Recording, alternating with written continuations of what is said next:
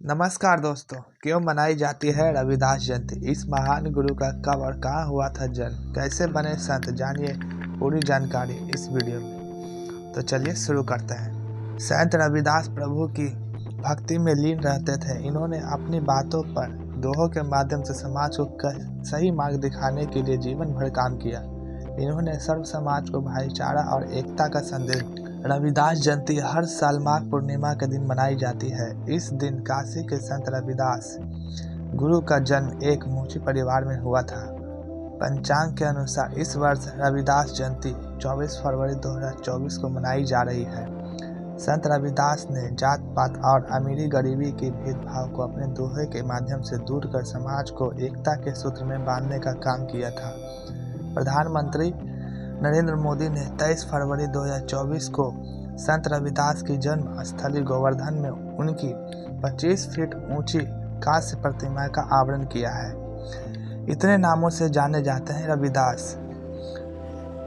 संत रविदास का जन्म उन्हें 1377 में हुआ था। इनके जन्म के लेकर विद्वानों के कई अलग अलग मत है। संत रविदास के पिता का नाम संतोख दास रघु और माता का नाम कर्मा देवी कलसा था।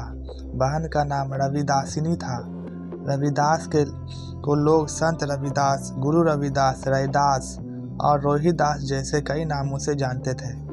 रविदास के पिता का जूते बनाने का काम करते थे। रविदास भी इस पैतृक व्यवसाय से जीवन भर जुड़े रहे। लोगों को सही रास्ते पर चलने की दी प्रेरणा। संत रविदास प्रभु की भक्ति में लीन रहते थे। उन्होंने अपनी बातों और दोहों के माध्यम से समाज को सही मार्ग दिखाने के लिए जीवन भर काम किया।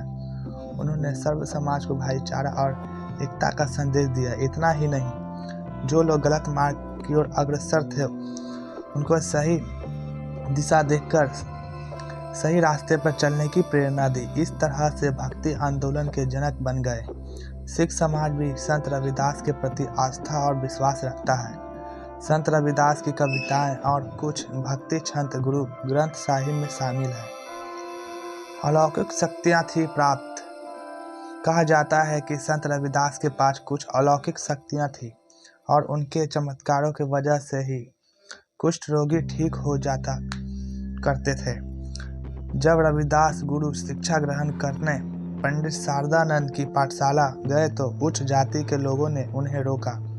पंडित शारदा ने रविदास की प्रतिमा उन्हें देखते ही पहचान ली थी और उन्होंने रविदास को शिक्षा दी। रविदास ईश्वर की भक्ति में इतने लीन हो गए कि परिवार व्यवसाय से दूर होने लगे। माता पिता को चिंता सताई तो उन्होंने उनका विवाह लीना देवी से करा दिया। कुछ समय बाद उन्हें पुत्र रत्न की प्राप्ति हुई।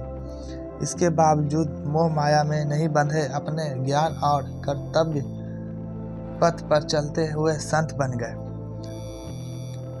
मन चंगा तो कठौती में गंगा। कहा जाता है कि बनारस में संत रविदास जहाँ रहते थे उस रास्ते से होकर हर दिन ब्राह्मण गंगा स्नान के लिए जाते थे। एक दिन एक पंडित ने रविदास को गंगा नहाने की बात कही। रविदास ने कहा कि मेरे पास गंगा में स्नान करने के लिए समय नहीं है। आप बस मेरा एक काम कर दीजिए, ये 4 सुपारियां लीजिए और माँ गंगा को दे दीजिएगा। किंवदंती है कि जब पंडित ने गंगा में स्नान के बाद वो सुपारी नदी में डाली तो माँ गंगा प्रकट हो गई। माँ गंगा ने पंडित को एक हीरे जड़ कंगन दिया और उसे संत रविदास को देने को कहा। पंडित के मन कंगन को देख लालच आ गया और उसने कंगन अपने पास रख लिया। पंडित ने कुछ समय बाद राजा को कंगन भेंट किया। इस कंगन को देख रानी मोहित हो गई। रानी ने पंडित से दूसरा कंगन मांगा। पंडित को कुछ समझ में नहीं आ रहा था कि वह क्या करे। पंडित रविदास के पास पहुंचे और पूरी बात बताई। यह सुनकर संत रविदास ने अपने कठौती निकाली, उसमें पानी भरा, माँ गंगा को याद किया तो वो उस कठौती में प्रकट हो गई और रविदास की विनती और दूसरा कंगन दिया। कहा जाता है कि इस मौके पर रविदास ने कहा, मन चंगा तो कठौती में गंगा। तो दोस्तों इतना थी पूरी जानकारी। अगर आपके इस चैनल पर अगर आप नए होंगे तो ज़रूर आप वीडियो को लाइक कर दीजिएगा, और जानकारी अच्छी लगी हो तो शेयर भी कर दीजिएगा दोस्तों, ताकि इस तरह से अच्छी वीडियो इस चैनल पे मिलती रहे।